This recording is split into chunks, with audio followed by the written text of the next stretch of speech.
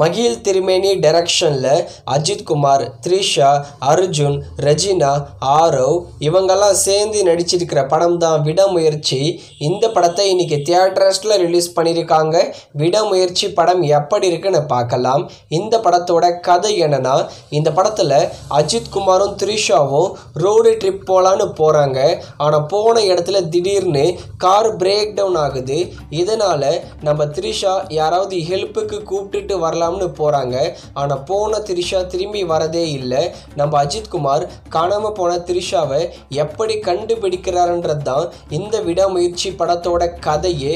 ஆரம்பத்தில் நம்ம அஜித் குமார் சைலண்ட்டாக தான் கேட்டு பார்க்குறாரு, தேடி பார்க்குறாரு. ஆனால் சைலண்ட்டாக இருந்தால் வேலைக்கு ஆகாதுன்னு அதிரடியாக களத்தில் இறங்குறாரு. அதுக்கப்புறம் த்ரிஷாவை எப்படி தான் கண்டுபிடிச்சாருன்றது இந்த விடாமுயற்சி படத்தோட கதை. ஒரு சிம்பிளான ஸ்டோரி லைன் தான், பிரேக் டவுன் படத்தோட ஸ்டோரி லைன் தான். ஆனால் இந்த படத்தில் ஸ்க்ரீன் பிளே என்கேஜிங்காக பண்ணியிருக்காரு நம்ம மகிழ் திருமேனி. இந்த படத்தோட பாசிட்டிவ்னா அது நம்ம ஏகே தான். ஸ்டார்டிங்கில் ஒரு சார்மிங்கான ஏகேவை பார்ப்போம். ஆனால் போக போக ஒரு கடத்தில் டிரான்ஸ்ஃபர்மேஷன் ஆகி அட்டகாசமான மாசான ஏகேவை இந்த படத்தில் நம்ம பார்ப்போம். அஜித் குமார் வேற லெவல் பெர்ஃபார்மன்ஸ் பண்ணியிருக்காரு இந்த விடாமுயற்சி படத்தில். அதே மாதிரி இந்த படத்தோட சினிமோட்டோகிராஃபி, இந்த படத்தை அசர்பைஜான் தான் எடுத்திருப்பாங்க. நம்ம பார்க்கும்போது அசர்பைஜானுக்கே போயிடுவோம்.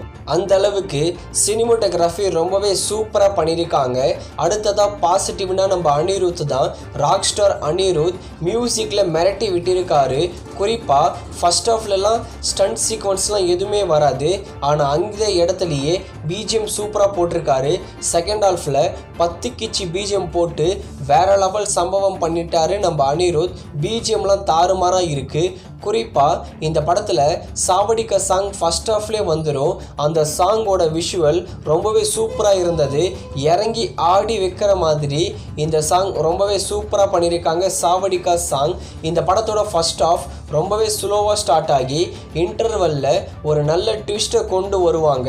அதுக்கப்புறம் தான் படம் செம்மையாகவே ஒர்க் அவுட் ஆகும், செம்ம என்கேஜிங்காக போகும்.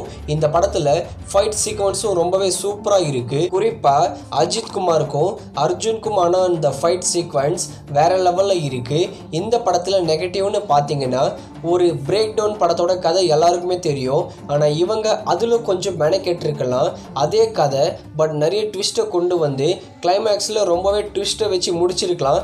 அந்த மாதிரி பண்ணாமல் ஒரே நேர்கோட்டில் தான் இந்த விடாமுயற்சி படம் ஃபுல்லாகவே ரன் ஆகுது. அது மட்டும்தான் மைனஸாக தெரிஞ்சது. அதே மாதிரி நம்ம அஜித் குமாருக்கும் லவ் போர்ஷன் ஃப்ளாஷ்பேக் காமிப்பாங்க, அர்ஜுனுக்கும் லவ் போர்ஷன் ஃப்ளாஷ்பேக் காமிப்பாங்க. அந்த 2 ஃப்ளாஷ்பேக் போர்ஷனும் இந்த விடாமுயற்சி படத்தில் ஒர்க் அவுட் ஆகலை. மொத்தத்தில் விடாமுயற்சி படம் எப்படி இருக்குன்னு கேட்டிங்கன்னா, ஒரு ஓகேவான ஏகே படம் தான் இந்த விடாமுயற்சி. விடாமுயற்சி படத்துக்கு நாங்கள் தர ரேட்டிங் 5க்கு 3.25 கொடுக்கலாம். அதுக்கு ஏற்ற படம் தான் இந்த விடாமுயற்சி. தியேட்டரில் பாருங்கள். ஏகேக்காகவும் அனிருத்துக்காகவே இந்த படத்தை நிச்சயமாக ஒன் டைம் பார்க்கலாம்.